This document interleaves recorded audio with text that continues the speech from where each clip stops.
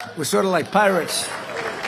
ইরানে নৌ অবরোধে মার্কিন বাহিনী জলদস্যুর মতো কাজ করছে এমন মন্তব্য করেছেন খোদ যুক্তরাষ্ট্রের প্রেসিডেন্ট ডোনাল্ড ট্রাম্প।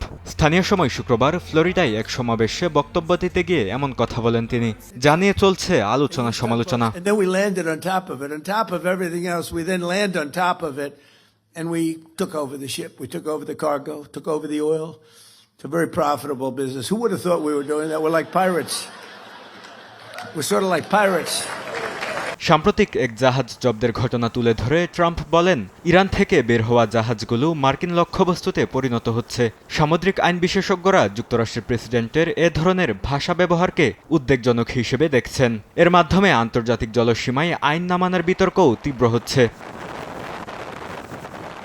যুক্তরাষ্ট্রের নৌ অবরোধে ইরানের বন্দরগুলো বিচ্ছিন্ন হয়ে পড়েছে বলে মনে করছে ট্রাম্প প্রশাসন। এশিয়ার জলসীমায় ইরানি ট্যাঙ্কার ও নিষেধাজ্ঞাপ্রাপ্ত কন্টেইনার জাহাজও জব্দ করা হচ্ছে। পাল্টা পদক্ষেপে ইরান হরমুজ প্রণালীতে বিদেশি জাহাজ চলাচলে কঠোর বিধিনিষেধ আরোপ করেছে, যা বৈশ্বিক জ্বালানি বাণিজ্যে সংকট সৃষ্টি করছে। বরকতুল্লাহ, সময় সংবাদ।